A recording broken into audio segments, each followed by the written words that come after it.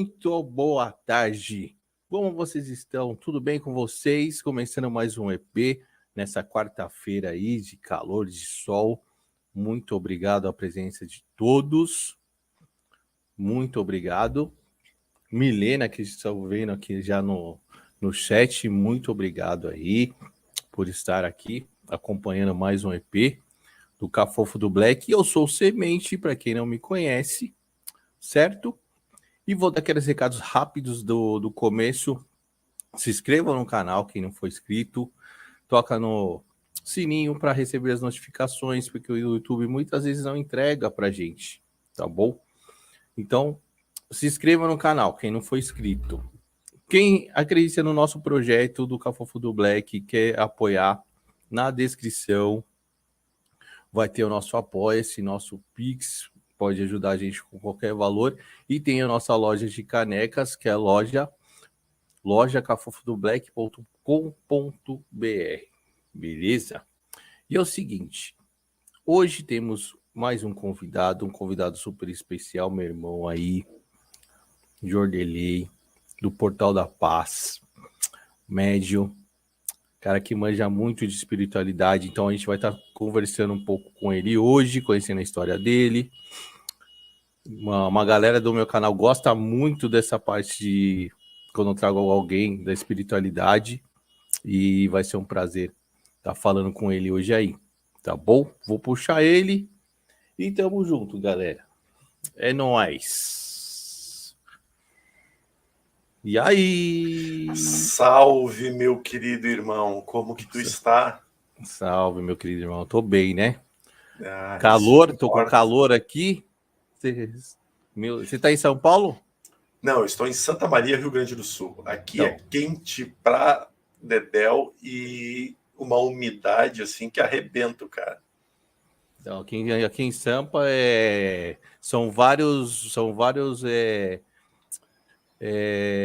sol, chuva, vento, trovões, tudo no mesmo dia. Agora tá calor, Cara, mas de tá, manhã tava meio ventando, frio. aqui é exatamente assim. A gente amanheceu com muita chuva. Hoje eu estava vendo no noticiário aqui, estavam falando em torno de 95 raios que Nossa, estava na região aqui. Ou seja, de manhã foi bem tumultuado. Já deu sol, já está com um sol bonito, já dá para. Já fui para a rua cortar o cabelo para falar contigo, olha fazer aí. a barba, e aí já deu para derreter assim num suor assim, de ser o segundo ou terceiro banho do dia. E agora tá aqui, nublando, acho que vai bater água de novo. Tá todo gatão aí, hein? No sul. Não, que é isso, cara. Eu já fui para aí, hein? Eu já fui para esses lados aí. Que região que tu 2005. esteve? Olha, eu fiquei um mês. Eu fui para Joinville, Santa Catarina, Porto Alegre. Que mais? Eu fui no interior de Porto Alegre. Como que chama? Uma cidadezinha de interior. Ai, como que é o nome? Enfim, não lembro. Fui para Blumenau. Fiz um rolezinho aí, foi legal, hein? Só que é calor, hein? É, Nossa senhora. é calor. E a gente está aqui mais ou menos a 300 quilômetros de Porto Alegre. Né? Santa Maria fica bem no centro do Rio Grande do Sul, tanto é que em muitos lugares é chamada de coração do Rio Grande, e porque Santa Maria tem a vantagem de praticamente para os principais pontos, por exemplo, divisa com Santa Catarina, capital gaúcha, divisa com a fronteira oeste, tudo é em torno de 300, 350 quilômetros. Né? Aí algumas coisas um pouquinho mais longe se for em relação ao litoral ou a uma cidade mais afastada, que é Uruguaiana, assim. Mas aí fica em torno de 400 quilômetros. Mas é bem o centro do estado, assim. Ah, legal, legal. E eu vou dar um alô aqui, Jô. Galera do chat tá entrando. Galera tá entrando aqui. Tem um pessoal entrando aqui. A Rosana acabou de entrar. Boa tarde. Minha parceira aqui, a Nanda, do Tarô Universo Intuitivo. Eu assisti a live de YouTube da Nanda, cara. Você assistiu? Da hora. Assisti. Pô, a Rosana tá Ah, aqui, que legal. isso. O Marcão também, ele sempre tá nas lives, Milena. Uhum. Boa tarde a todo mundo. E, mano, vocês podem fazer pergunta aqui pro João, porque ele é o cara, hein? Sou nada, não leve muito a sério, não. Ô, João, sabe que eu sempre começo perguntando para a galera da espiritualidade como que foi esse início, né? Porque eu já ouvi várias histórias, né, de outras pessoas e a manifestação às vezes acontece de maneiras diferentes para cada um, né? Uhum. Como que foi para você? E quando, né? Como começou? Claro, então, já que vai ser um relato histórico, vamos lá. E hoje eu estou com 43 anos, né? Então, a minha mediunidade começou a minha necessidade de buscar ajuda começou aos 23 anos, né? 20 anos atrás. Mas eu venho do interior do estado do Rio Grande do Sul, uma cidadezinha chamada Getúlio Vargas. Fica ao norte do estado e é uma cidade muito pequena. A cidade toda, com a parte de agricultura, deve estar em torno de 23, 30 mil habitantes. Mas na cidade, no núcleo mesmo, é muito pequeno. Filho de agricultores, né? Meu pai tinha um pedacinho de chão ali onde plantava, e plantio todo manual, com animais, com boi, ou seja, então eu aprendi muita coisa de trabalho na roça mesmo, né? E como provém de uma família, por exemplo, no interior se fala, tem muito misticismo no interior. Então, as pessoas falam de uma forma muito mais tranquila sobre fantasmas, aparições, histórias de assombrações, assim. Então, eu me criei desde criança ouvindo essas histórias. E era engraçado porque as histórias elas se repetiam, porque as coisas que nossos tios, os nossos pais viam, misteriosamente, eu e os meus primos, que andavam sempre na beira do rio lá, nós acabávamos vendo também. Por exemplo, manifestação de espíritos durante o dia em cima de uma árvore. Nossa, E nós crianças saía correndo feito louco, né? Tipo, a gente chamava o homem de branco, porque ele aparecia todo de branco em cima de uma árvore, isso 3 da tarde, né? Imagina que todos os anzóis, tudo ficou lá no rio, né? Não voltou nada com a gente. E assim foi indo. De tempos em tempos, nossos pais tinham que convidar o padre, porque no interior se tem isso, do padre fazer as visitas nas casas. E aí iam lá, benziam a casa, e a gente parava de ter medo, parava de ver coisas. E era muito interessante, porque os fenômenos ocorriam de uma forma muito semelhante com meu irmão e comigo. Às vezes, quando com meu irmão era mais visual, comigo era mais auditivo. E aí, certo. quando mudava isso. Só que o meu irmão lá nunca deu bola e isso nunca afetou ele.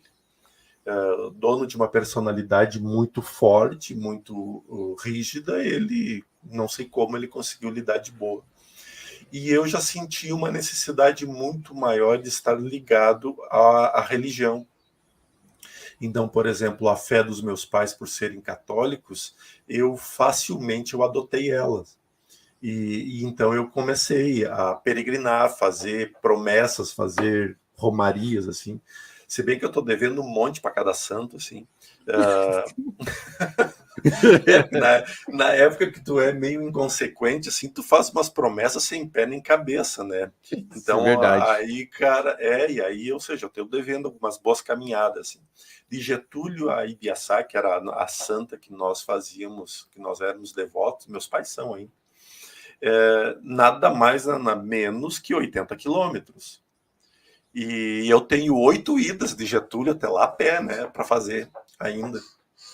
8? Nossa. 8, cara? Não, não, eu tô te falando que o cara, quando não tem nada na cabeça, faz besteira. Mas hoje eu levo de boa, assim, por mais que eu estou trabalhando para que tirar a culpa dos meus pais. Porque o meu pai, ele se sente culpado e ele quer assumir a dívida com a santa por mim.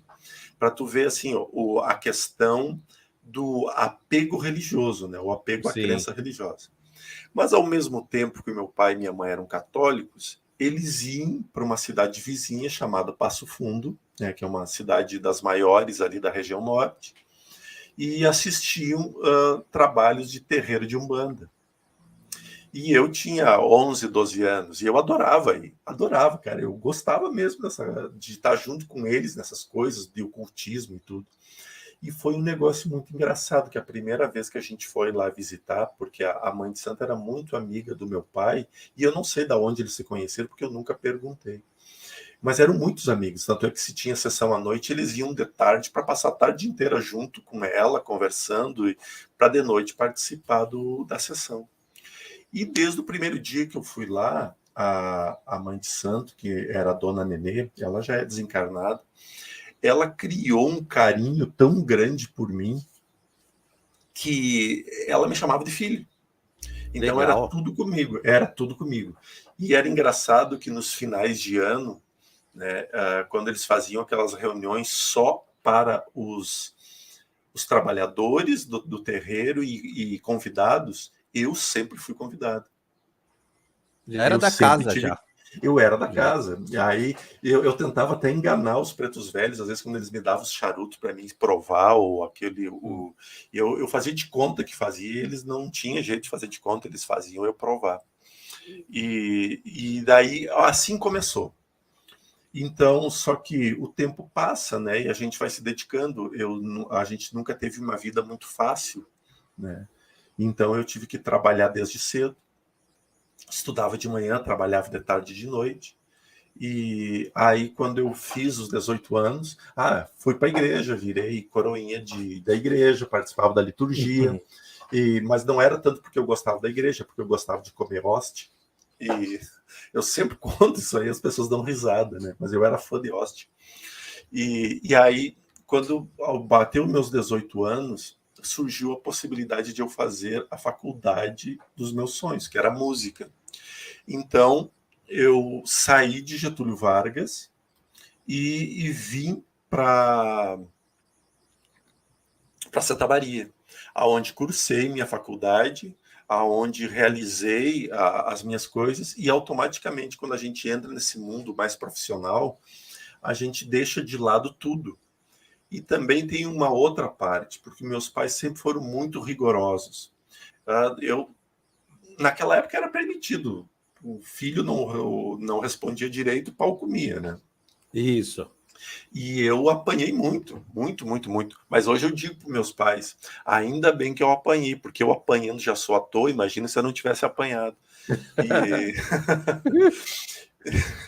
Então, naquele momento ali, eu me vi livre, completamente livre. Então, não queria mais saber de religião, não queria saber mais de nada, queria saber apenas de focar na minha profissão. E assim eu fui. Foram 4 anos de faculdade. Dos 4 anos, eu me dediquei por demais e eu terminei a faculdade em 3 anos e meio. Ou seja, eu Nossa, adiantei um semestre, sem nunca ter pego exame, sem nunca ter nada, nada, nada, nada. Assim. Fui estava dedicado ao máximo. ao máximo. Só que eu comecei a perceber nesse decorrer algumas pequenas coisas. Por exemplo, os ruídos ao meu redor, eles nos finais, nos últimos tempos de faculdade, eles aumentaram consideravelmente. Eu caminhava muito à noite, porque tinha uma época que eu tinha que escolher, ou eu comia, ou eu andava de ônibus, então eu comia. E porque foi muito apertado a vida em Santa Maria aqui. Então eu andava caminhando, e eu caminhava muito, só que muitas vezes à noite, 10 da noite, 11 da noite. E nossa, sempre quando eu passava próximo ao hospital universitário da UFSM, eu percebia que eu era seguido. Eu escutava passos, eu escutava tudo, e aquilo me incomodava, porque ali era um lugar muito perigoso de assaltos, porque era muito escuro à noite ali. pouca iluminação. E eu sempre com os meus trompetes nas costas, né? Então, começou ali. Mas daí, quando eu começava mais adiante, quando começou a ficar um pouco mais sério, quando eu ia me expor ao trabalho, as coisas aconteciam de forma equivocada. Eu não tinha rendimento. Eu produzia muito, né? Só que na hora de dar o resultado para a plateia, meu desempenho caía grandemente. Caramba! Era assustador. E isso, aí eu consegui, me formei, meu recital foi muito bem aceito pela banca, pelo júri, foi unânime a minha aprovação. Então eu saí da graduação e eu me mudei para Porto Alegre, para lá dar seguimento ao meu sonho, que era seguir o lado sinfônico. Então lá Sim. fui fazer o contrário do que as pessoas fizeram, porque os músicos geralmente eles entram para o conservatório, depois entram na faculdade. Eu fiz o contrário, eu fui para a faculdade, pós-faculdade eu entrei para o conservatório. Porque aquele professor que ali na época ele era muito bom, e os alunos dele sempre muito bem encaminhados. Então eu me mudei para Porto Alegre, comecei a estudar lá, só que ele foi uma pessoa que me ensinou muito, principalmente a tocar trompete, mas me ensinou a como não ser como ser humano. Então, ele mexeu muito com o meu lado psicológico, negativamente. Ah, tá. E aí foi aonde realmente eu comecei a afundar, porque ele era uma pessoa vingativa e ele se vingava dos alunos. Quando ele achava que o aluno não era mais aluno dele, ele fuzilava assim, sem piedade nenhuma. Caramba! Mas eu me dou bem com ele. Todo ano eu mando Feliz Dia dos Professores a ele, porque se eu cheguei onde cheguei, tem o dedo dele também. Entendi. E eu respeito isso, né?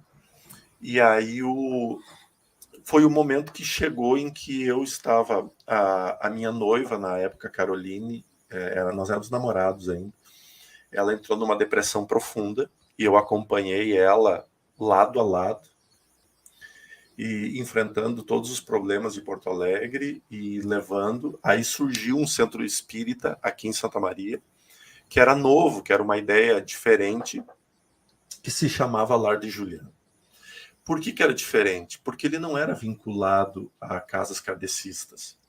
E nele era permitido a manifestação de espíritos, tanto é que era um espírito que fazia palestra através da psicofonia, e não palestrantes que iam lá. Só que eu não queria saber de nada, eu já estava de saco cheio de tudo na época.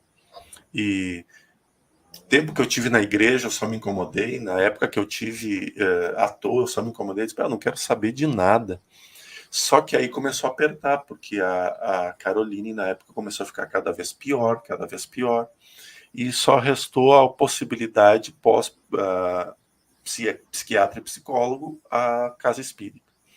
E foi exatamente na fase em que as pessoas me incomodavam tanto para mim ler sobre espiritualidade, tanto, que eu, para pararem de falar comigo, eu disse, tá, então me dá um livro aí que eu vou ler esse negócio. Sem vontade nenhuma, né? Sem vontade nenhuma. E fui categórico, me vê o livro mais fino que tem aí, porque eu não curto essas paradas de ficar leitura, não. E para tu ver como eu estava tão enrijecido nas ideias, né? Nossa. E aí a mãe da Caroline foi no primeiro trabalho do Lar de Juliano e voltou maravilhada. Ela disse, nossa, aquele espírito fala tão bem, tudo é perfeito, e depois ele faz atendimento, ele conversa com as pessoas e não sei o que, blá blá. E eu disse, então tá, semana que vem eu vou ver esse negócio aí. Mas assim, ó, quando terminar aquela história de palestra, a senhora me liga que eu vou lá e aí vou só para conversar com o cara. E ela foi muito mãe. E ela disse, não. Ou tu vai para tudo, ou tu não vai para nada. Ou tu vai e assiste a palestra e depois fica, ou tu não vai em nenhum deles. E aí eu disse, tá bem, vamos, eu vou assistir tudo. E foi num sábado à tarde. Quando eu cheguei lá, que eu vi, cara, entrou um gaúcho, piochado, de bota, bombacha, faca na cinta, lenço maragato, que é o vermelho, no pescoço, chapelão, assim, gigantesco. E eu falei, tá, mas é Centro Espírita ou CTG? E, né? E aí, cara, aquele senhor que era agricultor, ele se ajoelhou, fez uma oração. Quando levantou, o semblante estava diferente, a voz estava diferente. E dali saiu tanto Caramba. conhecimento, que era nítido que aquele ser, aquela pessoa que estava ali não era portador daquele conhecimento. E o João, e esse momento, você teve a certeza que com certeza era um espírito ou você estava em dúvida ainda? Não, eu tive certeza que era espírito. Porque Né? Porque eu já... você foi no receio, né? Você não foi a fim de ir, né? Na verdade. É porque eu não queria saber dessa coisa de ficar com aquela necessidade de ir para a religião, de ir para centro espírita, de ir para a igreja. Por exemplo, com meu pai, todo domingo tinha que ir na missa. Isso para mim era muito ruim, sabe? E eu É não queria mais esse compromisso. a obrigação, né? Só que quando eu vi aquilo estremeceu todas as minhas bases, porque quando eu ia na Umbanda era diferente. Era trabalho, os pretos velhos respondiam, era em cima de dança, era em cima de batuque, era em cima de cantiga. E ali naquele momento não, era uma oração e uma chuva de informação, né? Um tsunami de informação. E eu comecei, eu ia falar um palavrão, mas eu sei que eu tenho que me cuidar com os palavrões. Eu fiquei pensando, cara, da onde que vem isso? O que é isso? E aí eu comecei a perguntar, questionar. E aí quando eu fui para o atendimento com o espírito, que se chama Kilmak, é um espírito inca, ele pediu meu nome completo, minha data de nascimento, fez um minutinho de silêncio e abriu a minha vida, cara. Ele falou coisas que só eu sabia. Da Nossa, minha infância. Não, aí a gente tem um ditado aqui no Sul que é de cair os butiá dos bolsos. Me caiu, assim, naquela hora eu não sabia mais o que fazer, como agir, como nada. E aí eu comecei, tá, deixa eu entender isso.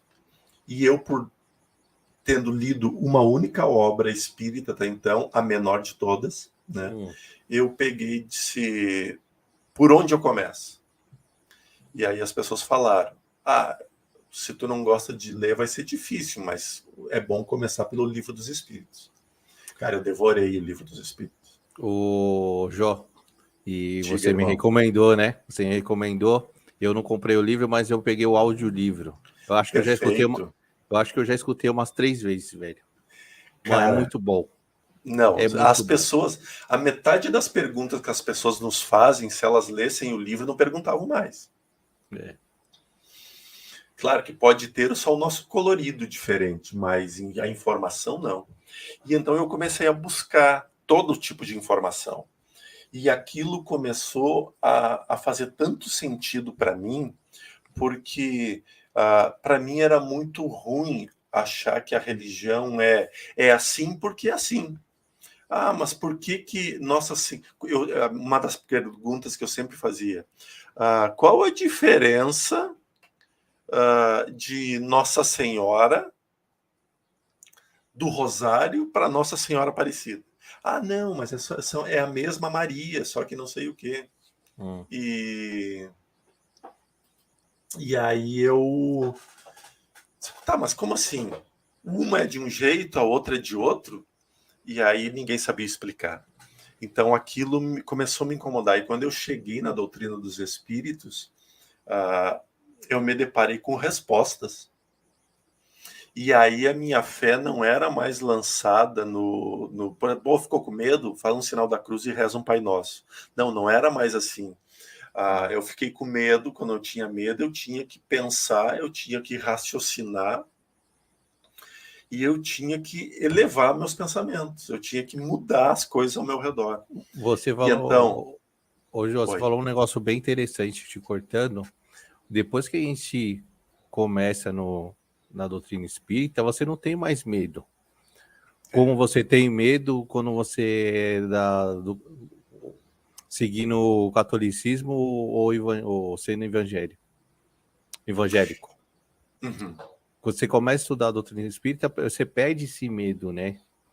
É. Eu Perde esse, mas ganha-se outros, né? Per- entendi. e por quê? Eu já te explico por quê. Claro, eu estou falando da minha experiência, né? Claro. Pode ser que os outros não. Nós perdemos o medo do desconhecido, porque começa a fazer sentido o conceito de que isso aqui não é uma vida só. E o melhor de tudo, que Deus ele não castiga, ele não pisa em ninguém. Ele não está se vingando do que a gente faz. Não, é muito pelo contrário. Ele está ali nos apoiando, nos amando e fazendo de tudo para que a gente melhore.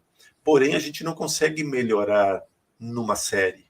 Nós precisamos do ensino básico, do ensino médio, do ensino fundamental, do ensino médio, do ensino superior e das pós-graduações. A gente É. precisa de tudo para seguir um fluxo. E a vida e o espiritismo e as religiões reencarnacionistas nos mostram exatamente isso, que cada vida e cada existência é um preparo a mais, além. E isso é uma das coisas que tira medo realmente. Porque então a gente começa a saber que nós somos espíritos e que nós vivemos períodos diferentes da existência. Mas os medos que eu te falei, que surgem outros medos, é porque nós também aprendemos que nós somos aquilo que pensamos ser. Então, aqui no mundo espiritual, aqui fora, nós nos deparamos com pessoas doentes, com espíritos transformados em aparências horrendas, né? Porque acreditam ser daquela forma. Então, Tá. a gente se depara realmente como a vida é. Por exemplo, tem os espíritos elevados? Tem, são aos milhares. Mas a quantidade de espírito perdido aqui ao nosso redor que são iguais a nós. Quantos Ah, espíritos que estão ao nosso redor perdidos que estão vibrando mais negativamente do que nós vibramos? Então, nesse ponto, às vezes aumenta o medo. Eu ainda, vamos por partes, né? não, ixi, tem bastante coisa aí. É, Eu acho que, João, a gente vai ter que fazer o live parte um, 2 e 3. cara, como tu preferir, meu irmão, como tu preferir. Eu Mas estou vamos aí, aqui para vamos. servir. Então, quando começou isso, eu comecei uma busca desenfreada por conhecimento. Eu chegava a ler uma média de 20 a 30 livros por ano, assim. Nossa. Devorei. Bem, a minha biblioteca é gigantesca, né? E eu sou apegado aos livros porque eu acho que eu posso precisar deles de novo. Então eu guardo todos eles aqui. E então eu realmente estudei muito e comecei a querer entender. E levou-se alguns anos para que a mediunidade se manifestasse, porque a espiritualidade naquele momento tinha outros planos para mim, para que era saber o quanto eu estava engajado com aquilo. Para tu ter uma ideia, um dia a gente vai para um trabalho, a gente chega no trabalho da Casa Espírita, tinha dado uma briga entre a equipe mediúnica da casa, que ninguém sabia, porque eu era só frequentador, nenhum médium havia aparecido para palestrar. Ixi. Ou o trabalho saía ou o trabalho não saía. O que o Jordelei fez? Foi lá na frente, se pôs em oração e disse: olha, eu não sei o que fazer, vamos falar sobre alguma coisa, mas pelo menos um Pai Nosso a gente reza. E a partir dali eu matei no peito. E aí começou E a partir dali a jornada, né? A a jornada. jornada, começou a jornada. Então, de vez em quando eu preparava um assunto e falava, tremendo até as bases. E aí deu vontade de fazer reiki, aí eu fiz reiki, aí começamos a aplicar reiki, porque eu não queria mais saber de falar. Acho que as pessoas escutam demais. Eu queria mexer, eu queria prática, eu queria botar a mão na massa. Então, compramos uma maca com a associação que nós montamos ali, botamos lá, abri um dia de reiki, e eu disse, eu vou aplicar reiki no centro espírita. Cara, olha a ignorância, né? A gente faz na ansiedade, a espiritualidade faz na organização. Eu marquei o dia com um mês de antecedência, botei a maca lá, me preparei. Sabe quantas semanas levou para a primeira pessoa chegar ao reiki? 4 semanas. Nossa. Por 4 semanas, eu tinha me proposto na sexta-feira, das 17 horas até as 20 horas, estar no lar de Juliano. Por 4 semanas não entrou uma única pessoa. Eu imagino a sua ansiedade. Só que aí eu chegava lá, fazia uma oração e começava... eu vou dar uma olhada nos livros da biblioteca aqui do lar. E aí eu ficava olhando e sempre aparecia um livro, uma vontade de um livro, né? E aí eu lia. Então eu usei aquelas 4 semanas para conhecer mais. Para estudar, Mas né? também, na quinta semana, não foi uma pessoa que chegou. Chegou 30 pessoas para serem atendidas. Nossa, é para compensar as 4. É para compensar as 4. E chegou um momento, que era já quando começou as primeiras manifestações mediúnicas em mim, que eu ia fazer oração no início do reiki, eu ficava tonto, eu girava, assim, perdia a consciência total. E aí eu voltava meio de susto, assim, meio com todo o corpo formigando, tremendo.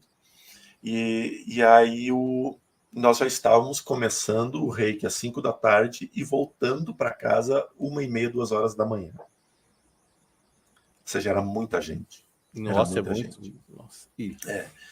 E aí, do nada, numa sexta-feira à noite, num trabalho extra, vem um espírito e me diz: hoje tu vai incorporar e hoje o teu mentor já fala através de ti.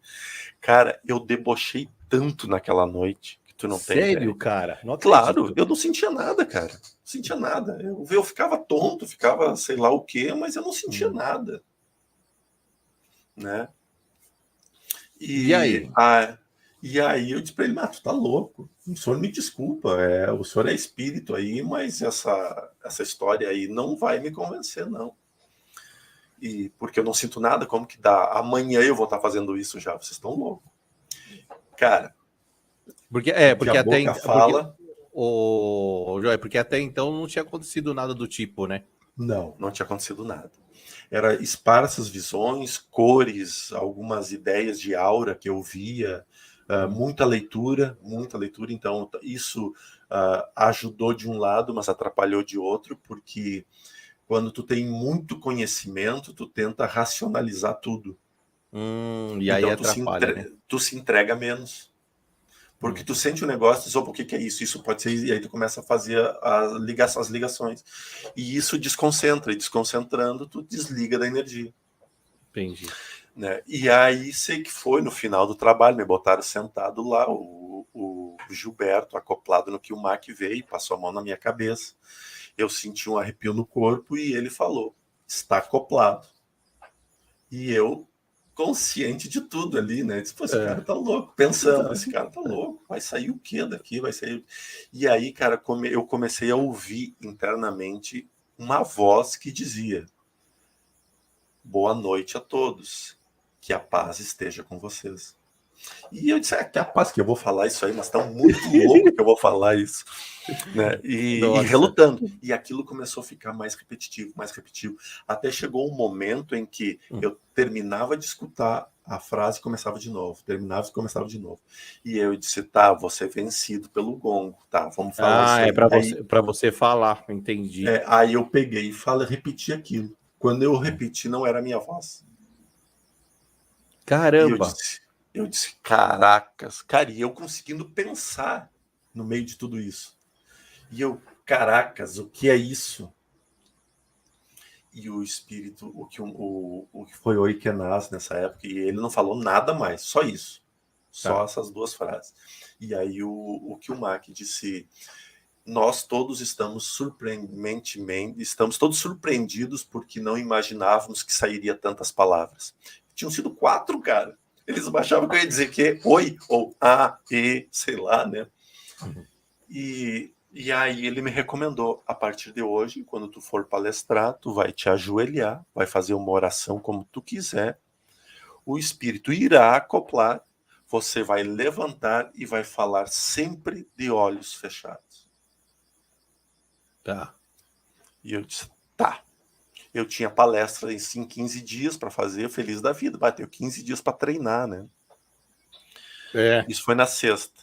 Aí no sábado eu chego no lar de Juliano, às 3 horas era a palestra, eu cheguei 2h30, nada do palestrante. 15 para as 3, nada do palestrante. 10 para as 3, nada do palestrante. 5 para as 3, eu apavorado ligo para ele. Tipo, Wagner, e aí como que tá? Ele disse, cara, tô com um problema com a minha filha, tô sem carro, não tem como chegar aí. Tu pode fazer no meu lugar? Ixi. Foi o que eu pensei na hora. E aí, cara, eu disse, tá, eu dou um jeito. E aí eu fechei os olhos na cozinha, que era uma casa antiga, e falei para a espiritualidade, olha, eu não estou seguro, mas eu tô aqui. Agora é com vocês, se virem. E aí fui lá para frente, expliquei que o palestrante não ia poder vir e que assim, que no dia anterior havia acontecido isso, e que a orientação que eu tinha recebido era essa. Eu me ajoelhei e fiz. O Oikenas falou 40 minutos sem parar. Caramba. E você só ali. E eu só ali. Meio que a gente fica meio desacreditado, né? Eu não tinha. E aí eu tentava o tempo todo perguntar para as pessoas qual era a coerência da mensagem do Espírito. Porque, eu questionando o tempo todo, porque eu tinha que questionar. Eu aprendi que eu tinha que questionar tudo. Que eu não podia aceitar nada de graça do mundo espiritual. Entendi. E aí foi. Começou, daí na terça-feira já quiseram que fosse eu de novo, e assim foi. E aí os palestrantes acabaram tendo que sair de Santa Maria e eu assumi a casa, já na época como presidente e com tudo. Então eu fazia 2 palestras por semana. E aí começou as visões, aí começou as audições, aí começou todo o processo que foi. E isso eu estou te falando de 14, 15 anos, né? Depois que você começou a palestrar, começou, tipo, ampliou, né? Ampliou. De uma vez só. Porque eu me entreguei. Eu precisava me entregar. A espiritualidade exigia que eu me entregasse, tá? Ou seja, aquele velho bordão, seja feita a sua vontade. E após isso começou todo esse processo, né? Porque é um processo muito bonito, Semente, mas é um processo que requer fé. Tá. É um processo que requer muito a nossa fé. E não é fé em Deus e fé na espiritualidade. É fé de que nós podemos fazer. E isso é muito mais delicado. Muito, muito, muito mais delicado. Porque eu acredito no teu trabalho. Eu acredito no trabalho dos outros. Mas será que eu sou capaz? A gente se questiona o tempo todo disso. 100% a gente se questiona. Sempre. E eu tive, por exemplo, eram muitas manifestações apenas de espíritos trazendo mensagens muito elevadas, muito sábias, né, muito reformadoras. E isso me incomodava, porque eu via nas outras casas, para ver como a gente nunca está satisfeito, né? Eu me incomodava, porque os outros médios, eles iam para as mesas mediúnicas, eles trabalhavam nas mesas mediúnicas e tudo. E eles recebiam espíritos sofredores, e eu achava lindo demais aquilo. Aí eu botei pilha na galera lá do Lar de Juliano, disse, vamos abrir um grupo mediúnico, vamos atirar de cabeça nesse negócio. E aí eu questionei o Oikenas e o Lázaro, né, que eram os 2 espíritos que se manifestavam com muita frequência através de mim. O Lázaro, ele faz cirurgias espirituais até hoje, né? Se nós temos espaço físico e aí ele se manifesta, vai ter cirurgia espiritual. E aí o trabalho é pesado, porque aí são 5, 6 horas de incorporação. E o Oikenas já é mais brando, assim, leva de 2 a 3 horas só. Um deles seria seu mentor ou não?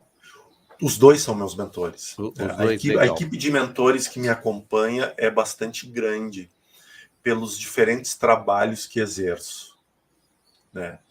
Mas isso não é mérito meu, tem que ficar muito claro isso. Todos nós que nos dedicamos ao trabalho ocorre a mesma coisa. Porém, eu não tenho preconceito com nenhuma forma de trabalho. Tá. Nenhuma. Por exemplo, um certo dia eu estava aqui, exatamente nesse local, só que do outro lado, que a minha mesa era ali, mas só que pegava muito sol. E eu estava fazendo uma oração, veio uma luz, eu sabia que era um espírito protetor, ele chegou, ele se manifestou como um preto velho, se intitulou, se chamou, se apresentou, disse: eu me chamo Pai João de Aruanda, eu trabalho contigo, trabalharei contigo daqui para frente, e nós precisamos ir a um resgate agora. Isso era 10 horas da manhã. E eu estava livre, eu disse para ele: vamos, pode me levar. E ele meteu a mão na minha testa, e eu apaguei, entrei no quarto de uma pessoa que eu não faço ideia quem seja, né? Era uma jovem, no meio, ela estava dormindo, no meio do quarto tinha um espírito todo deformado. Pai João chegou, botou a mão na cabeça, desceu um líquido do corpo dela, e quando chegou nos pés não existia mais nada. Era uma pessoa, um espírito normal, e ele já terminou aquilo e disse: nesse momento foi desfeita a obsessão, vamos voltar. Aí voltamos para cá, em segundos ele me deu 1 hora de aula, e aí logo em seguida eu conheci os Exus, depois conheci as pombagiras, aí depois conheci os guardiões, aí foi agregando, e aí foram se apresentando mais espíritos, né? Os mentores, as mentoras, os espíritos mais elevados, e para que pudesse dar toda essa abrangência de trabalho. Ou quando eles chegavam para mim e me ensinaram sobre a apometria, dizendo: tem que fazer assim, assim, assim, assim. Eu tinha 2 opções, ou duvidar deles ou fazer. Eu sempre optei por fazer. Legal. Eu sempre, bem. Como eu reconheci a energia, eu disse: tudo bem, se é assim que tem que ser, é assim que vai ser. E aí, depois que terminava o trabalho, eu questionava eles: mas por que isso? Por que tem que ser assim? Mas depois do trabalho, antes não. Ô, Jô, eu vou colocar umas mensagens da galera aqui. O pessoal tá escrevendo no chat. A Milena, ela mandou aqui, ó: foi criada na congregação cristã do Brasil. E eu também, viu? Minha família, uma parte da minha mãe, todo mundo é da congregação. Pensa numa doutrina que cultua o medo, e é verdade, nas pessoas. Na pandemia conheci e estou me aprofundando na doutrina espírita, libertação total. Tô saindo da caixinha, pior que é verdade. E é bem isso mesmo, viu, Milena? Milena, e é interessante porque é sair de uma caixa menor e continuar dentro de uma caixa maior, tá? Porque nós precisamos entender uma coisa. Se mergulhássemos a fundo na congregação cristã do Brasil, nós entenderíamos que tem menos dogmas do que as pessoas ali dizem. Porém, dentro do Espiritismo, existem religiosos de todas as congregações religiosas que vieram e migraram para o Espiritismo. Então, junto com essas pessoas, também vieram crenças e rituais que o Espiritismo não exige. Então, nós levamos para dentro dos locais as nossas condições. Por exemplo, nós aprendemos em todas as religiões cristãs que não podemos falar em vão o nome de Deus porque a gente está blasfemando, a gente está pecando. Isso. Então a gente não fala de Deus. A gente tem medo, porque a gente não pode ofender Deus de jeito nenhum. Porém, Jesus nos diz que Deus é amor absoluto. E não foi Jesus. Mas todas as religiões ainda levaram aí o conceito de que é castigo. Jesus veio e nos liberta pelo amor, com curas, com ensinamentos, com tratados éticos, que, se levados a sério, libertaria a humanidade como um todo. independente de crenças. Nós, cristãos, optamos pela cruz, não por Jesus. Nós optamos por ter Jesus pregado na cruz. Nós optamos pela dor, não pela libertação que foi ele. Libertação. Né? Então, veja essa situação. Então, quando nós vamos para o Espiritismo, e me incomoda demais isso, cara, mas me incomoda mesmo. Mas eu não discuto. Mas se as pessoas me pedem, eu respondo da maneira que eu penso. Tá, seu ponto de vista. Meu ponto de vista, que é um pouco mais libertador. Por exemplo, o Jordelei está passando por inúmeras dificuldades. O que normalmente se diria? Teríamos que ver, tu deve ter aprontado muito numa vida passada, porque isto é provação, é um mundo de ação e reação. Agora tu está pagando o que tu fez. Não. A pessoa que me fala isso é uma pessoa preguiçosa, que não gosta de estudar e prefere tudo acomodado. Existe a lei da ação e reação? Existe. Mas foi o próprio Jesus que nos disse que não era para sofrer, que era para crescer. Então, por que esse Deus vai ter que me castigar? Se ele é amor, ele vai ter que me castigar. Ou seja, eu estou voltando a ser aquele cristão dentro da caixa. Sim. Agora, não, e o medo, né? O medo que você fica. Claro. Nossa. Ou seja, religiões que mantêm fiéis pelo medo são religiões que não estão seguras dentro das pessoas. Veja só o caso de pessoas que não têm crença religiosa nenhuma, que são ateus. Muitos deles, eles fazem caridade e amor simplesmente porque é assim e tem que ser feito. Porque está dentro deles. É porque está dentro deles. Não, eu tenho, ele não tem, eu tenho que fazer. Muitos cristãos fazem caridade porque não querem ir para o inferno. Porque tem medo do inferno. Verdade. Falou tudo. Então, qual é a melhor caridade? A do coração, né? A do coração. Então, nesse ponto que eu bato de frente com todas as crenças religiosas. Com todas mesmo. Por quê? A espiritualidade nos ensina que nós somos livres. E que nós precisamos viver a espiritualidade. Então, no momento que eu estou aqui conversando contigo, meu irmão, tu não é uma pessoa que mora em São Paulo. Tu é um espírito que está vivendo no mesmo período que eu, em um ambiente diferente. Ponto final. Nada mais, nada menos. A tua egrégora de intelectual, de conhecimentos, ela só é um somatório que vai vibrar no meu campo espiritual também. Idem para ti, idem para as pessoas que estão nos assistindo. Neste momento, nós criamos uma egrégora. E dentro dessa egrégora, a gente comunga energias, mesmo à distância. Ô, Jó, deixa eu te falar um negócio. Claro, meu irmão.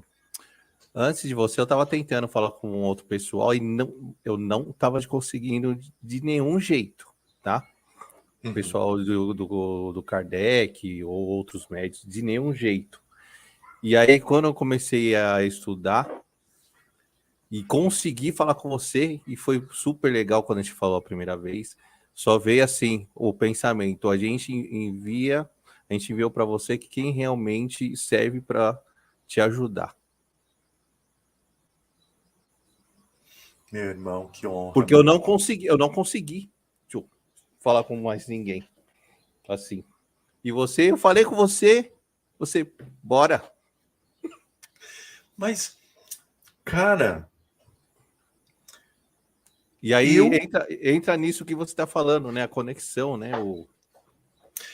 Cara, a espiritualidade é clara ao dizer que nós somos os apóstolos do novo período. E com isso não estamos nos engrandecendo.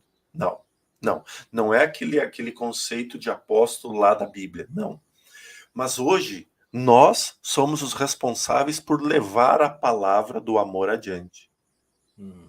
explicando mediunidade, esclarecendo dúvidas, fazendo com que tudo se torne mais acessível. Tudo, tudo, tudo. Que seja derrubado o ICMS, os impostos, e que tudo seja extremamente acessível para todo mundo. É conhecimento.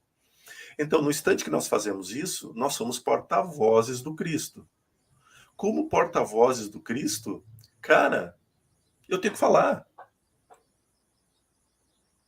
Eu tenho que Sim. falar. E agora, na próxima semana, eu vou fazer uma palestra para uma casa espírita que eu nem sei aonde é essa cidade. Eu não sei, mas eles entraram em contato comigo e pediram para mim fazer a palestra. Eu falei, claro, vamos lá. Vamos fazer essa palestra. Porque se eu fizer o contrário, eu não estou agindo com a ética daquilo que eu me propus a fazer. O meu conceito de trabalho é transformar a espiritualidade em simplicidade. É mostrar que a gente não precisa passar 20 anos estudando para poder botar a mão na massa. Então, o meu foco é muito voltado para a mediunidade. Tá? Vamos simplificar isso, vamos simplificar, vamos simplificar, vamos simplificar. Ó, faz assim, faz assado. Tanto é que o Pedro Pavanello, né, do canal do Pava, há mais de 5 anos vem trabalhando comigo de nós montarmos um curso. A espiritualidade também. Então, nós conseguimos essa semana lançar um curso sobre mediunidade, que é desde o básico a conhecimentos mais avançados. Porém, de forma muito simples e com vídeos objetivos. Né? Lançamos até na segunda-feira na Meditação Mundial. Para quê? Porque nós temos projetos para realizar. E esses projetos, eles vão precisar de espaços físicos, vão precisar de material, vão precisar de inúmeras coisas. E aí também derrubar um outro tabu, né? Que é a questão do dinheiro e espiritualidade. Que é um outro tabu. Tu fala em relação a dinheiro e espiritualidade, todo mundo vai dizer o seguinte: dai de graça o que de graça recebeu. Todo mundo vai te sair com essa frase. Deixa eu tentar ligar aqui, porque tá no calor. E aí, eu te pergunto, se eu te mostrar a minha biblioteca ali, que de graça foi aqueles livros? É. E as centenas de horas que tenho de leitura, de estudo, de graça onde? Né? O material para gravar, por exemplo, a tua câmera, o teu computador. E aí? Como que se paga isso, né? Como que se paga isso? E veja que na própria lei universal, agora a gente está falando de universo, existe o movimento da prosperidade. E o movimento da prosperidade é a troca. Neste momento, nós todos estamos trocando conhecimento. Ninguém está recebendo nada de graça. As pessoas estão nos dando, nós estamos dando. Né? Automaticamente, o teu canal cresce com isso. O Portal Sim. Paz cresce com isso. Existe um movimento de troca. Agora, por exemplo, eu estou aqui fazendo os meus trabalhos de profissionais e uma pessoa chega para mim, Jordelei, eu preciso de 1 hora tua. Bem, eu tenho uma profissão e eu estou exercendo minha profissão. Para mim tirar 1 hora daqui, eu vou ter que abandonar minha profissão. Então, esta hora não é da espiritualidade, é uma hora minha. Isso é troca. Porque torna-se justo para todo mundo. E isso é uma das coisas principais que, nesse momento atual, nós precisamos esclarecer. Veja, Semente, não é fazendo apologia à cobrança ou nada, mas é trazendo uma realidade nova, onde não existe pecado, onde não existe erro e aonde existe apenas bom senso, ética e racionalidade. Porque o Espiritismo, no principal ponto, ele diz que a fé tem que ser raciocinada. Sim. Hoje, quando vocês lançaram o curso, tiveram muitas críticas Mas pelo demais. Até por hoje eu causa recebo de um monte de. Um monte, monte, monte. por cobrar, né? É. Imagino. Ah, sim. Desde xingamentos a expurgos, né? Nossa. Expurgado de muita coisa já. Mas Pô, tudo bem. Cara, veja só. Eu tenho dúvida agora se foi Divaldo ou Chico, mas independente de quem seja o autor, a verdade é incontestável. Não se incomode com o mal que te falam. Se incomode se você for a origem do mal. hum, Então, se muito eu boa. falar mal de alguém, aí sim eu tenho que me preocupar. Agora, enquanto estão falando de mim, graças que não sou eu que estou fazendo, criando. Então, isso é uma das coisas que eu carrego muito comigo. Nossa, e Porque muito boa isso, hein? é, Muito bom. mas claro que é fácil falar e difícil enfrentar. É, Claro que é.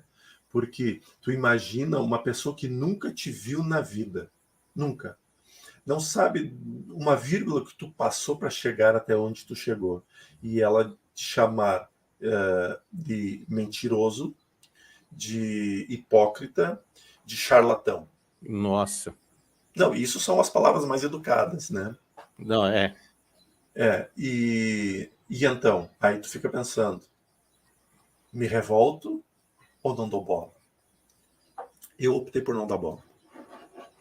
Não, não é bom para a espiritualidade também outra. Você pira se você começar a dar Total. bola para todo mundo. Uhum. Né? Sempre vai ter esse tipo de gente. Uhum. Né? Eu acho que tá certo, eu acho que é justo. Né? Maravilha, maravilha, É, mais que eu acho que justo. é justo. Vamos ver mais uma. Tá, galera? A Nandinha Cara, me mandou aqui.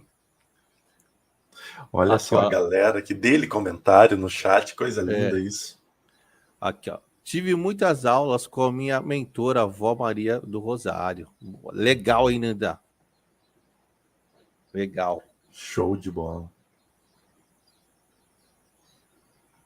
O Evangelho no Lar é um projeto que eu comecei no Portal Paz há 7 semanas, meu irmão. E, e nós começamos com 200 pessoas assistindo. Ontem já estávamos em quase 470 pessoas fazendo o evangelho junto e mentalizando ao mesmo tempo a mesma luz, cara. Muito bom. Eu e minha esposa vamos começar aqui fazer o evangelho. Os muito bem-vindos, cara. Se quiserem fazer conosco, toda Sim. terça-feira, às 20 horas e 45 Ah, com minutos. certeza. Com certeza. Eu estou seguindo seus ensinamentos. Estou na primeira etapa, né? Não, eu não ensino ninguém, cara. Que é isso? Para com. Tô, tô ali no livro dos Espíritos e aprendendo muita coisa ali. Tem muita coisa. É um pouco diferente, né? Porque é uma linguagem mais antiga, mas dá para entender bem. É, é. Eu tenho a ideia do Portal Paz inicialmente era recriar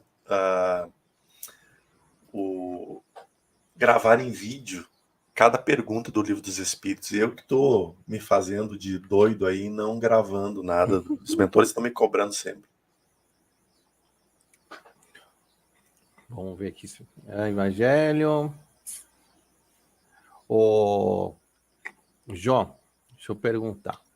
Vou fazer, a gente vai conversando, eu vou perguntando, e algumas perguntas vão me parecer perguntas, não que são bobas, mas assim, perguntas que a galera que pode assistir fala, nossa, uma pergunta nada a ver, mas tem gente que tem vontade de perguntar e tem vergonha, Uhum. né? Tem Normal muita isso. gente, né? Tem muita gente acha que a pergunta é boba e não tem pergunta boba. Todo mundo tem Não. dúvida, né? Todo mundo tem dúvida. Então, deixa eu te perguntar, para uma pessoa que começou a ter momentos aí da espiritualidade, ela tá tendo, né? Algumas visões, escutando alguma coisa, né? e não sabe o que fazer. Porque você não sabe o que fazer. Às vezes você pensa que você está ficando louco, você está escutando voz da sua cabeça, né? O que você pode orientar para uma pessoa que está nesse estágio, né? Esse primeiro estágio? Claro, inicialmente eu recomendaria buscar a conversa fraterna com pessoas próximas a ti que tenham esse convívio, ou procurar uma casa espírita que possa receber orientação, ou procurar alguém que esteja próximo que saiba lidar com isso. Uma casa espírita, entendo que pode ser médiuns também da Umbanda, do Candomblé, ou seja, pessoas que tenham experiência no campo da mediunidade. Isso ajudará bastante. Outro ponto bacana é não se assustar. Por quê? Ah, mas eu vi um vulto escuro. Não, você só viu um vulto. O escuro é porque foi muito rápida a visão, né? Então a gente tende a achar que tudo é ruim. Veja, por exemplo, um dos pontos principais na questão de ver vultos. Eles sempre parecem que estão correndo, mas na Sim. verdade não é eles que estão correndo, porque eles estão parados ali. É nós que mudamos o foco. Por exemplo, a gente é muito mais fácil tu enxergar a espiritualidade com uma visão periférica. Então, quando tu vê um vulto aqui, na minha visão periférica, a primeira reação que eu faço é virar para ela. E no instante que eu virei, eu tirei ela da minha visão periférica. Ela E aí sumiu. parece que já Que ela sumiu. E na verdade sumiu. não, ela está ali o tempo todo. Então, é manter calma isso. O ter hábitos salutares de oração, de prece, de meditação, faz com que a gente possa mudar as nossas vibrações e automaticamente nos acalmar. Isso traz paz e traz esclarecimento também, né? Então, esses seriam os pontos principais. Recomendo muito algumas obras muito bacanas, por exemplo, Diversidade de Carismas, que é uma obra linda, falando, ensinando, explicando sobre mediunidade. Quem quiser uma obra mais direta de mediunidade, tem o Livro dos Médiuns, ou Estudando a Mediunidade, de Martins Peralva. Tem um aqui do Divaldo, que eu acho fantástico, até vou mostrar para vocês aqui. É Mediunidade, Desafios e Bênçãos. Porque a capa, para mim, ela é perfeita. Porque, veja, é um trilho de trem e uma paisagem. Porém, uma paisagem é turva e a outra é iluminada. Isso. A única diferença entre uma imagem e a outra é como nós enxergamos a espiritualidade. Ela pode ser turva ou ela pode ser colorida, brilhante, radiante. Então, mediunidade é peso? Então, lamento, se tu pensa assim, a mediunidade vai ser turva, vai ser sempre pesada. Agora, mediunidade não é cura, mediunidade é uma ferramenta para eu crescer mais rápido. Então, ela vai ser cheia de cores, de coloridos.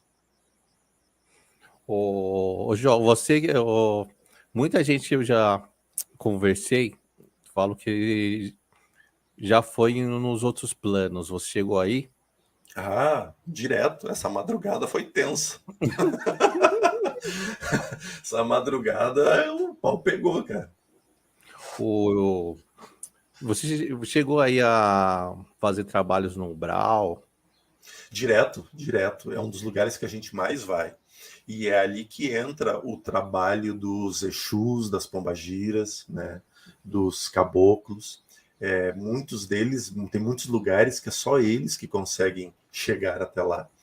Por exemplo, eu já fui em lugares muito densos, onde a sexualidade é muito à mostra. E eu lembro do Aikenaz chegando para mim e falando: meu filho, nós estamos entrando agora numa região assim, assim, assim. Tu vai se deparar com cenas assim, assim, assim, assim. Tu não pode entrar na frequência. Tu tem que te manter em prece, porque se tu entrar na frequência, nós não conseguiremos resgatar quem estamos indo resgatar ou te resgatar. Nossa. Eu queria que você contasse um pouco, João, como, para a galera que tem curiosidade, como que é o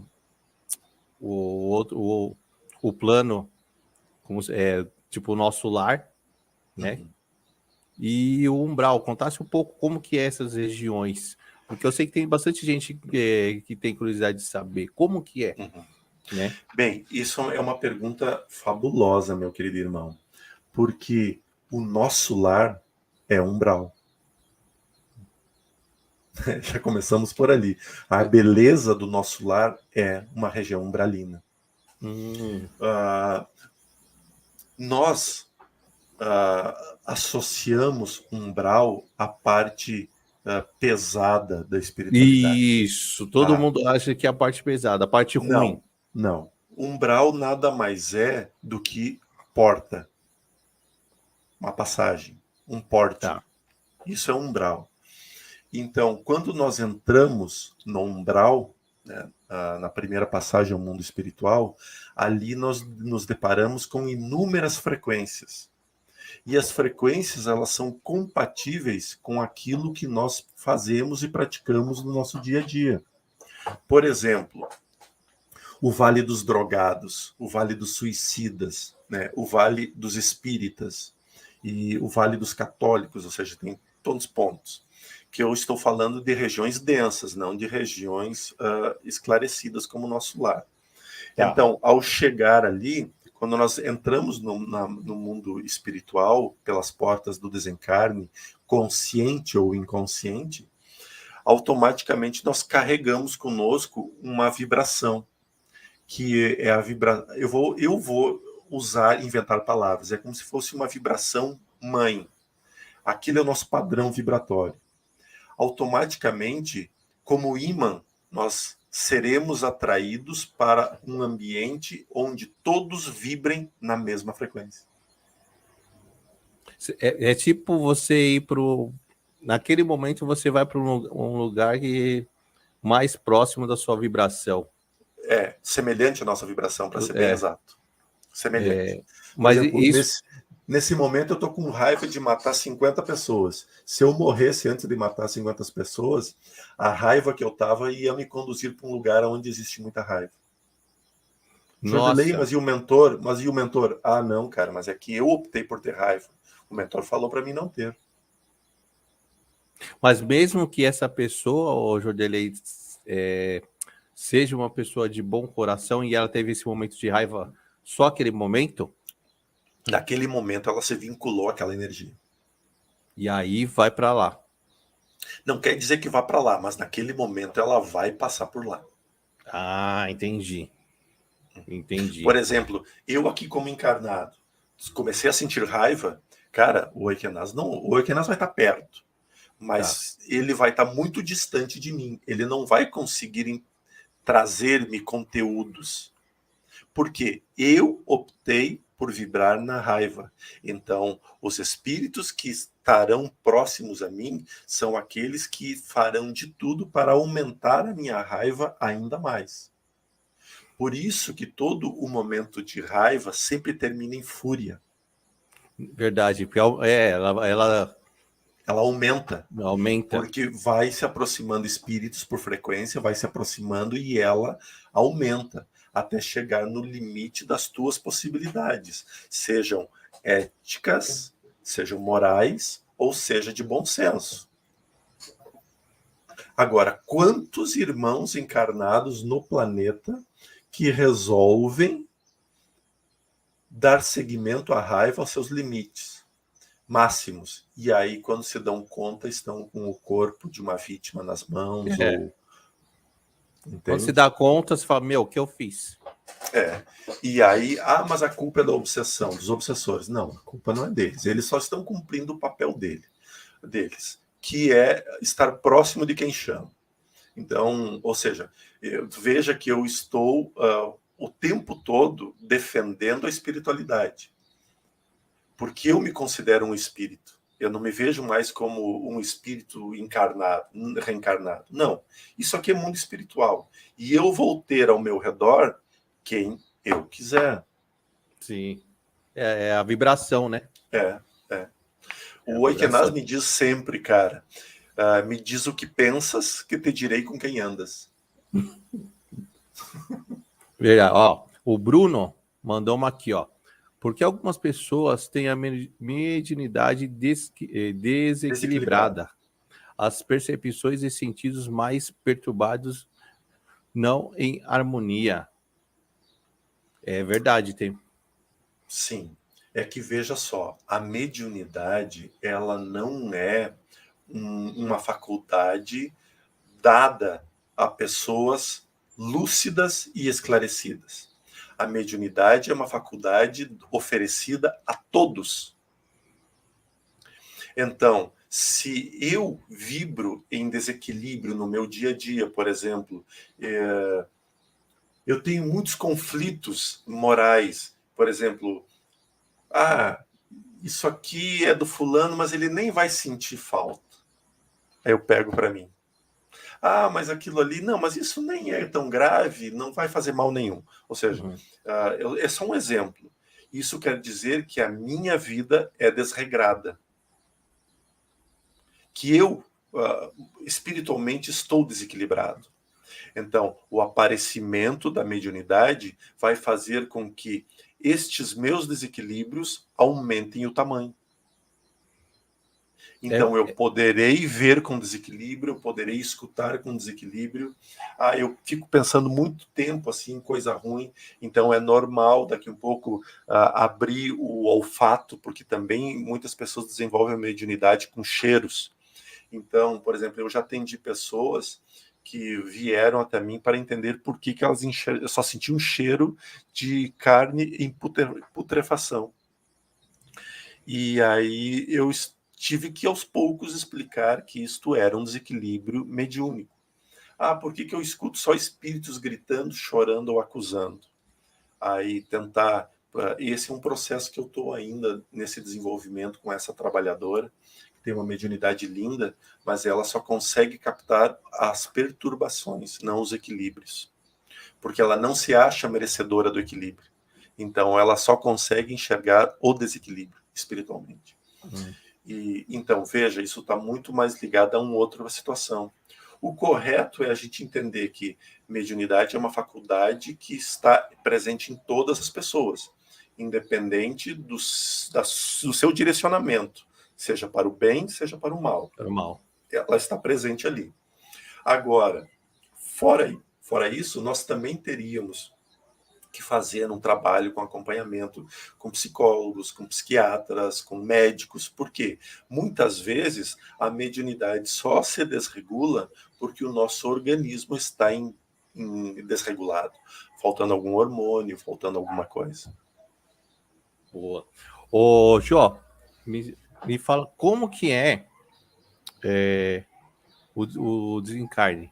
O que acontece quando a pessoa desencarna? Vem pessoas conhecidas, parentes? Como que é esse desencarne? Para espiritismo, nunca existirá uma resposta como regra. Podemos pegar alguns exemplos. Chico Xavier, ao desencarnar, a humanidade toda pôde ver um fiapo de luz saindo do seu quarto, da janela do hospital e indo para o alto. Eu vi também. Legal. Sim, isso está filmado, isso as câmeras registraram. Conta a espiritualidade que ao chegar lá, toda a espiritualidade estava recebendo de braços abertos. Dr. Bezerra de Menezes, Francisco de Assis, né, Jesus, a espiritualidade esperando o tarefeiro. Tá? Um exemplo. Existem outros espíritos que, ao reencarnar, que já estão num certo desencarnar, que já estão numa certa fase de equilíbrio, é muito comum enxergar familiares que já desencarnaram. Eu vejo aqui o fulano, eu vejo aqui... A gente tem muitos relatos disso. Mas há muitos espíritos, muitos mesmos, que parecem ser pessoas muito boas, muito cultas, e quando eles estão chegando próximo ao desencarne, a única imagem que eles enxergam é os seus perseguidores espirituais, ou todos os espíritos aos quais ele se unificou em interesses. E eles vêm sem piedade alguma. E aí, o que acontece quando vem esses espíritos? Ô, Jô, tu vira escravo deles, eles te pegam e te levam para as comunidades deles e lá tu vai trabalhar para eles. Como eles caraca. trabalharam para ti em vida por um bom tempo, até que o arrependimento bata em ti ou neles, tu vai trabalhar sobre as ordens deles. É uma troca de favores. E essa pessoa, ela pode se negar a isso? Pode, mas Ah, não tá. terá força para isso, porque a moral Ah, dela não vai permitir. Espiritualmente só tem uma força que eleva, que é a moralidade. hum. Um espírito conhece a hierarquia pela sua moral. Legal você falar isso. Legal. E esses espíritos, e uma pessoa que desencarna na raiva, no ódio, né? Cara, só vai enxergar raiva e ódio na sua frente. Né? Porque ou acreditou numa coisa e desencarnou, falou, nossa, não É outra. acredito que eu morri. É. Ou é outra coisa. Não, Tipo, mas tem inúmeros espíritos que nem sabem que morreram, que estão vagando há 100, 200 anos ali, nem sabem que morreram. mas esses espíritos que estão vagando, Jô, não sabe. Não desencarnei, não sei. Mas não é Continua diferente? indo pro... Não, continua indo para o trabalho, continua voltando para casa, só que ele percebe que em casa ninguém mais conversa com ele. Aí ele Isso fica é. tentando entender por que ninguém fala com ele, por que estão dando gelo nele. E aí de manhã ele acorda, toma banho, vai para o trabalho. Tem um filme que é o Sexto Sentido, se não me engano, com o Sim, Bruce sim. Williams. É aquilo ali mesmo. É aquilo ali? É aquilo ali mesmo. Caraca, velho. Tipo, ele Tem um faz. outro filme que é muito bom de ver, que se chama Os Outros. Esse é bom. Esse é bom mesmo. E com a... Putz, não lembro o nome da atriz A principal, é a Nicole Kidman. É. E esse é um caso típico de um processo espiritual que ocorre, que chamam-se espíritos hospedeiros. É muito difícil tirar um espírito hospedeiro de um lugar. Porque ele acha que. Ele acha Tá que é a área dele. vivendo a vida dele normal. E isso é muito bem retratado no filme Os Outros. Porque ela tava achando que tava normal a vida dela, ela tava morta, meu. E lembra que quando lá no filme, vamos dar spoiler aqui, que eles começam a abrir cortina, tirar as cortinas, que ela enlouquece porque dá a entender que os espíritos fazem isso. Mas não eram os espíritos. Ela estava tão apegada àquilo que nunca se deu conta que o espírito era ela. Nossa, isso é muito louco. E quando esse espírito, ele se dá conta que morreu? Aí bate o pavor, né? Aí o desespero total. Aí podem parar em zonas umbralinas porque estão desequilibradas, porque aonde que entra Deus, que Deus não me cuidou, aí começa a revolta para Deus, revolta para Jesus, revolta para todo mundo, e aí se afunda mais. E uma coisa interessante que você falou, que tem lá no Umbral, tem várias sessões, né? Vários lugares. E aí, pessoas, por exemplo, você falou que você estava indo numa sessão que era mais sexo, né?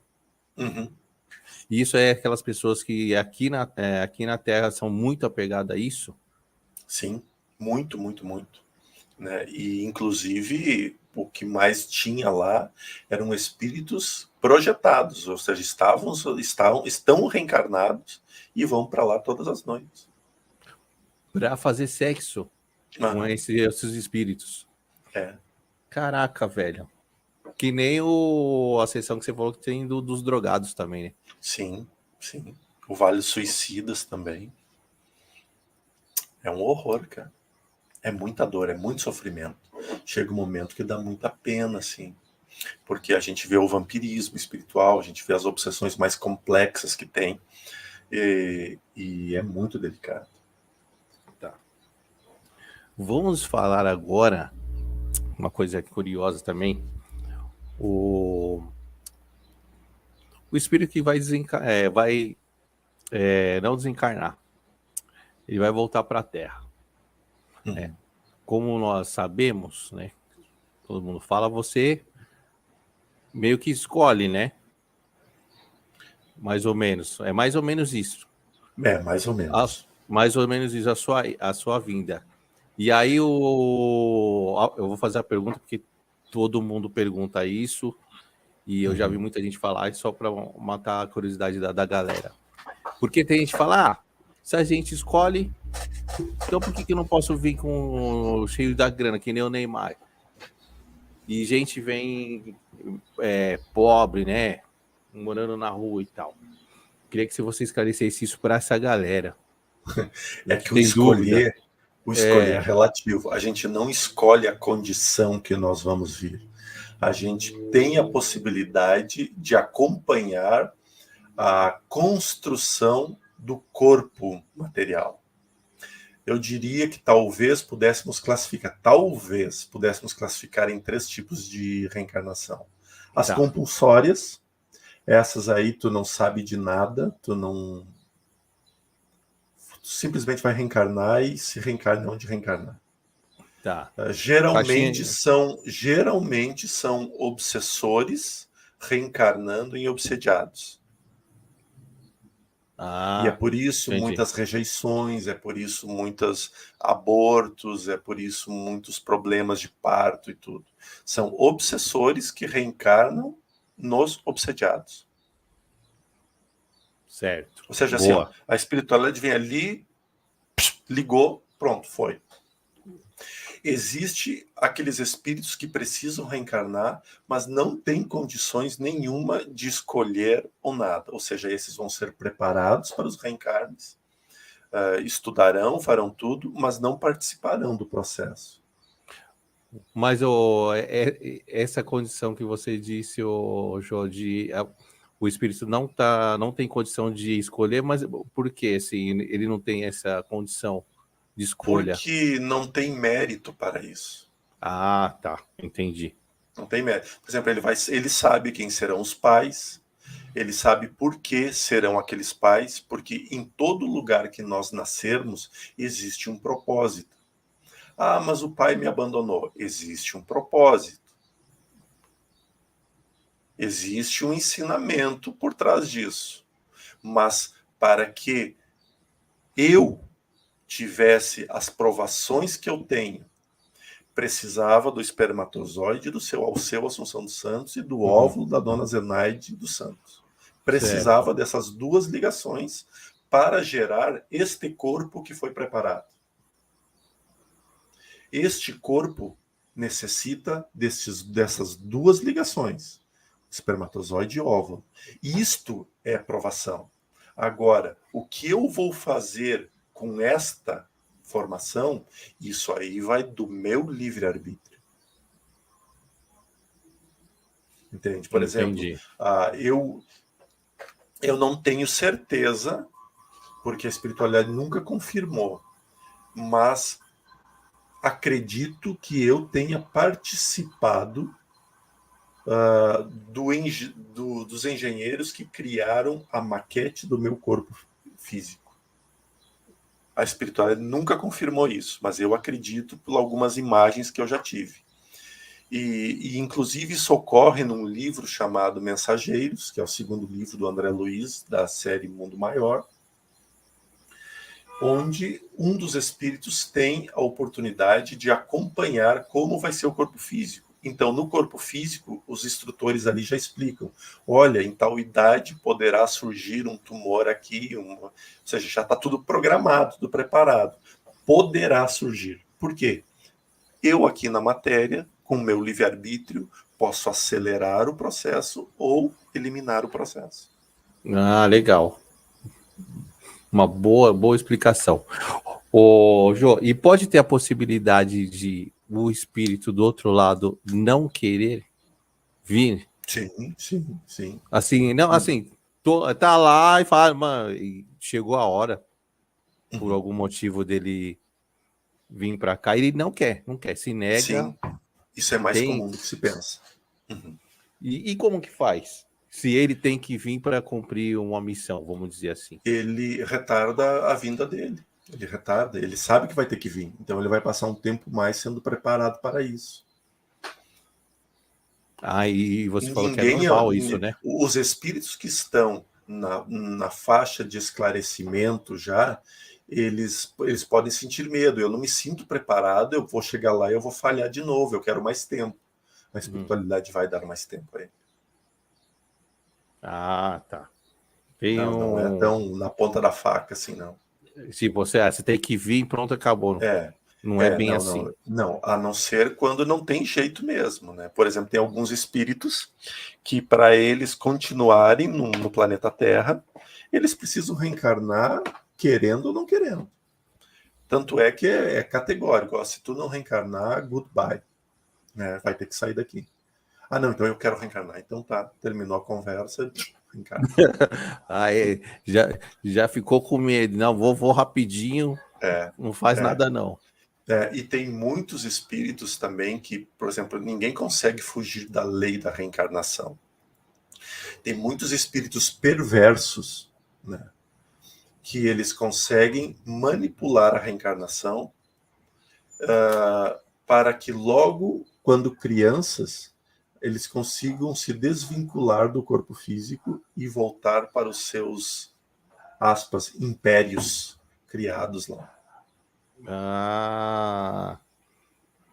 Meio que dá um golpe, né? Vou ficar um pouquinho, mas eu vou voltar.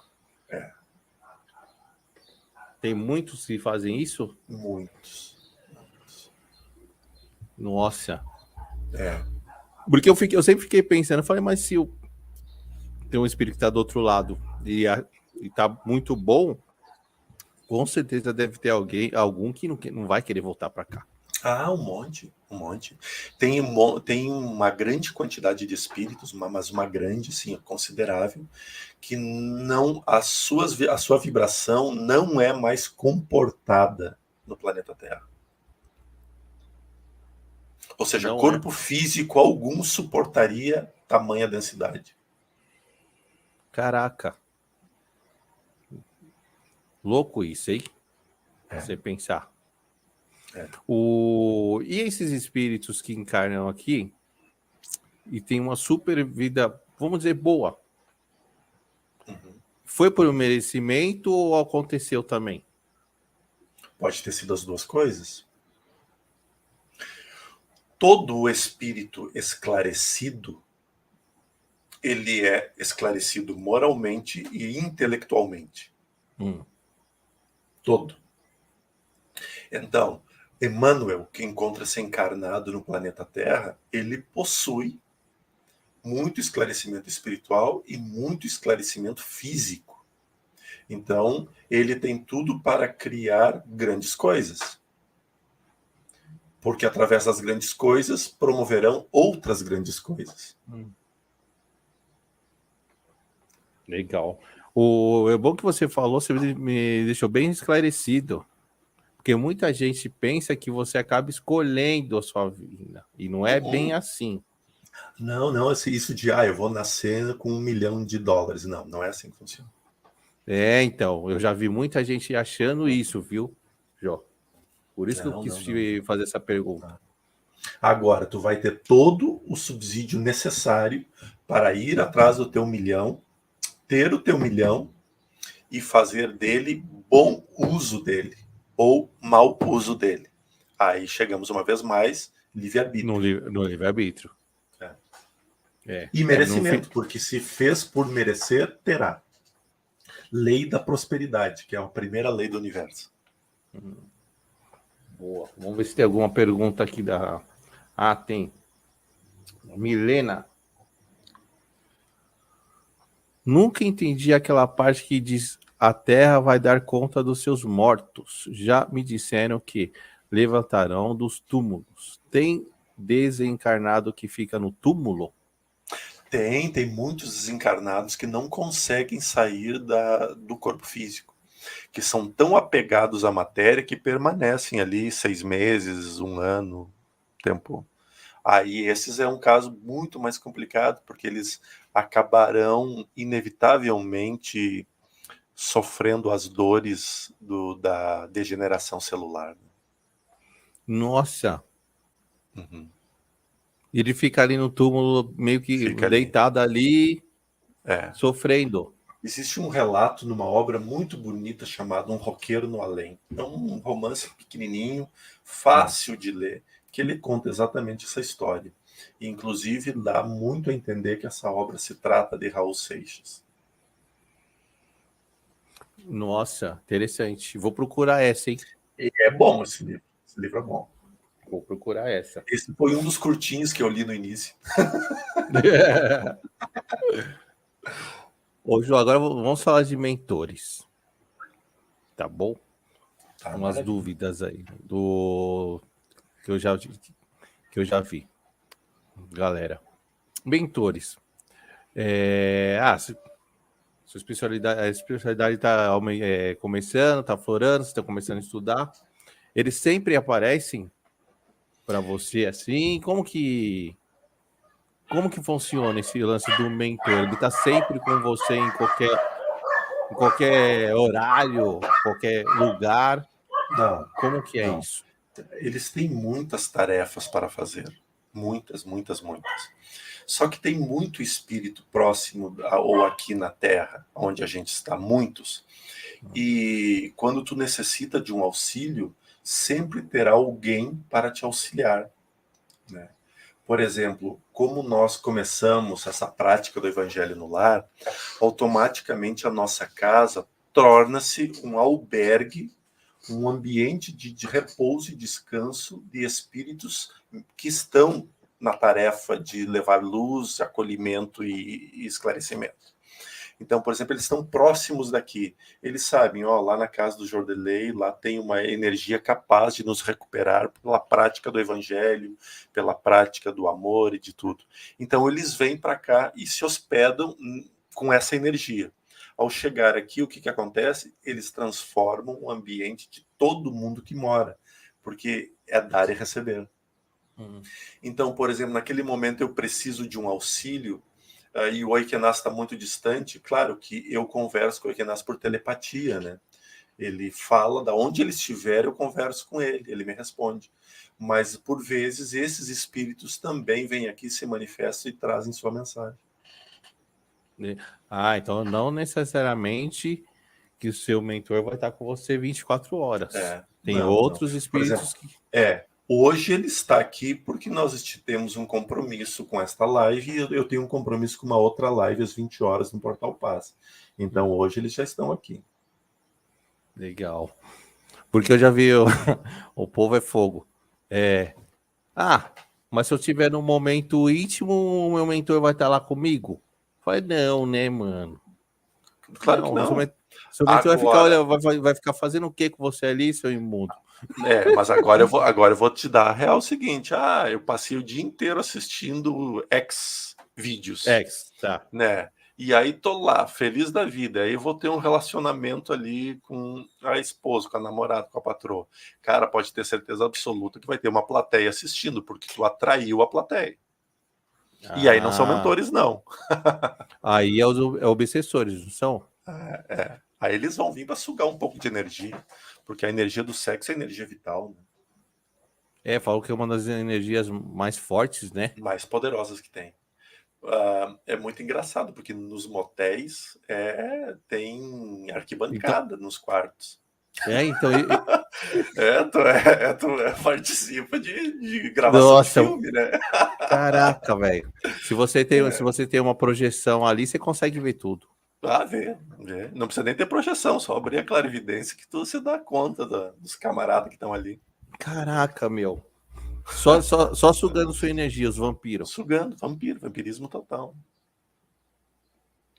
Nossa, isso eu já ouvi falar muito isso. Isso é muito maluco, cara. E mais engraçado da bebida, cara. E da bebida é engraçado, porque eles ficam perto da nossa boca, né? Bebida, cigarro.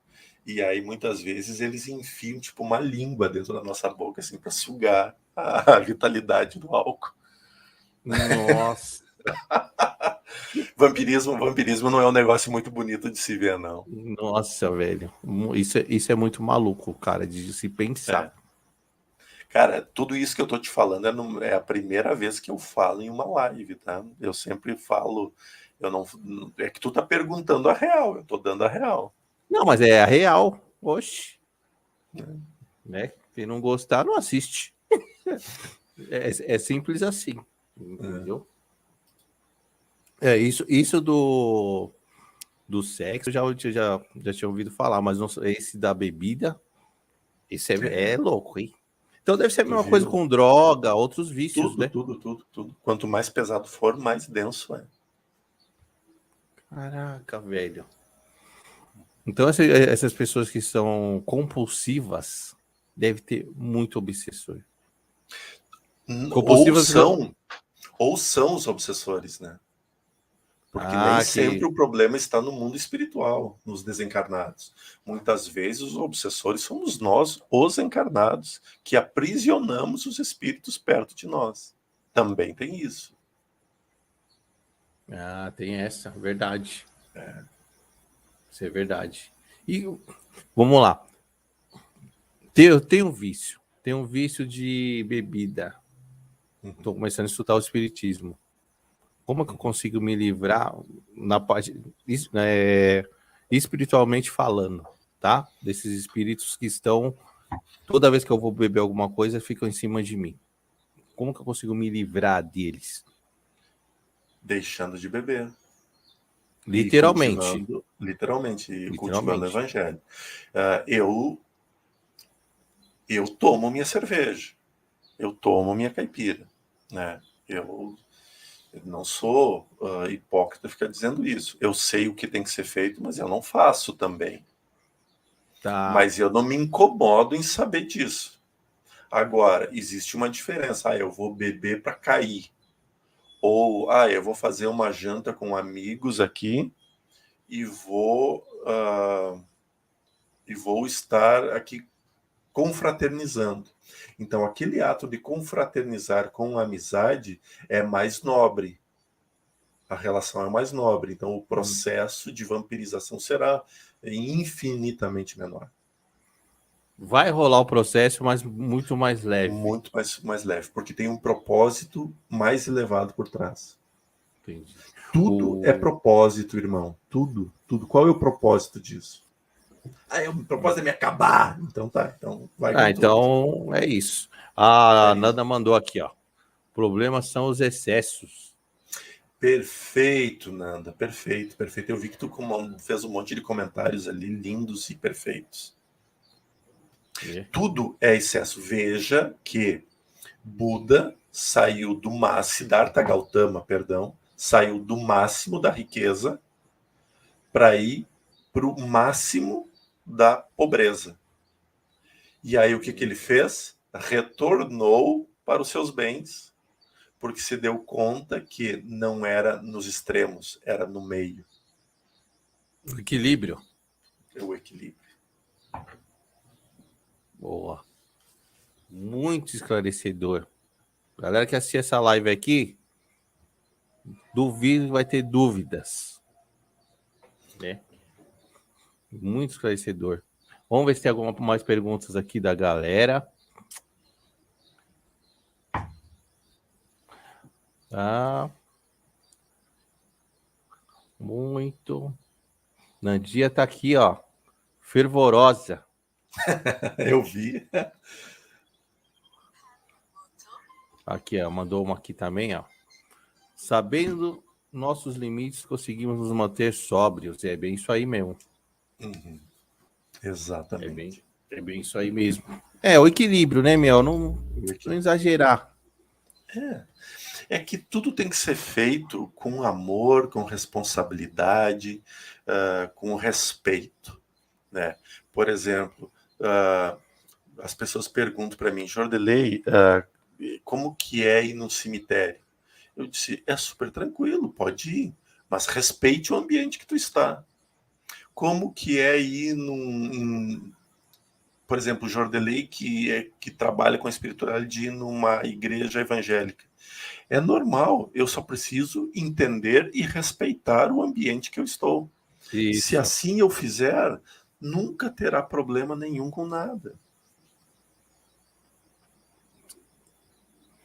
Com certeza. É respeitar todos os lugares e pessoas, né? Se todos fizessem isso, com certeza o mundo estaria melhor. Uhum. né? Fizesse o mínimo. A gente precisa aprender a respeitar pessoas, ah, etnias, religiões, né, escolhas pessoais. Isso. Ou seja, a gente teria tanta coisa para se libertar ainda do que ficar criando mais regrinhas, sabe? A Nanda mandou aqui sobre o cemitério. O cemitério, para mim, é um lugar de paz, literalmente. Isso falando em clarividência. Isso, falando em É, não. clarividência. É, não. Na É, verdade, todo lugar é casa de Deus.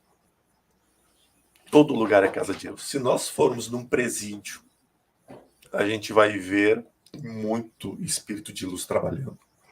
É casa de Deus.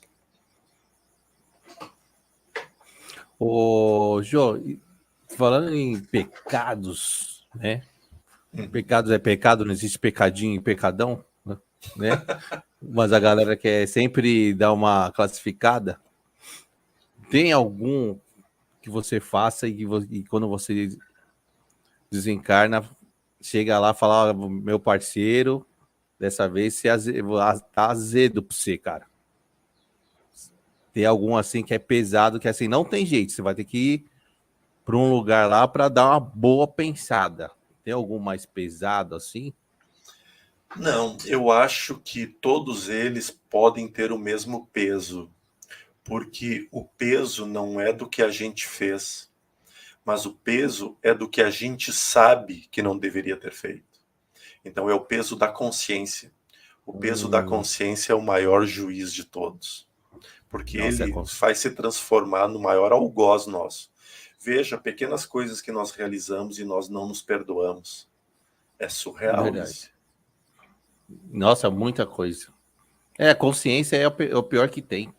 É, a Mas, consciência. mas é a pessoa que, vamos dizer assim, andou num caminho errado, tá? Não vou dizer qual, Uhum. mas andou num caminho errado, mas que parou, se direitou.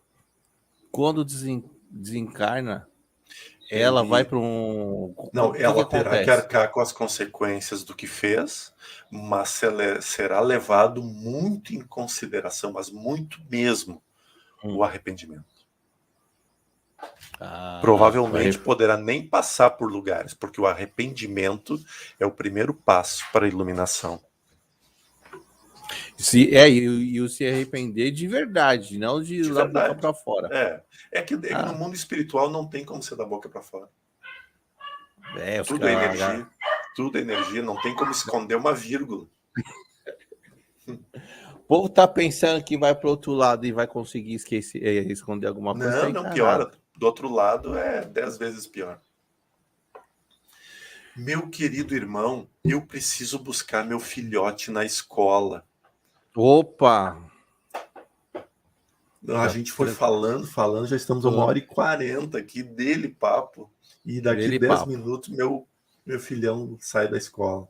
Então, quero agradecer você muito. Falei, a gente vai ter que fazer parte 1, 2 e 3, Bora, bora. tá bom? Quero agradecer sua presença muito, muito obrigado pelo seu tempo. Voou. Agora que eu tô vendo aqui também, tá bom? Tá bom, eu que Muito obrigado, agradeço, Jô. querido irmão. A Hoje às gente vai se 20 horas, falando. beleza, hoje às 20 horas estarei no Portal Paz fazendo uma live sobre mediunidade. Então, quem quiser assistir um pouquinho mais, chega lá, vamos bater um papo. Vai ser super divertido e tranquilo. Legal. Eu vou ver se eu consigo assistir.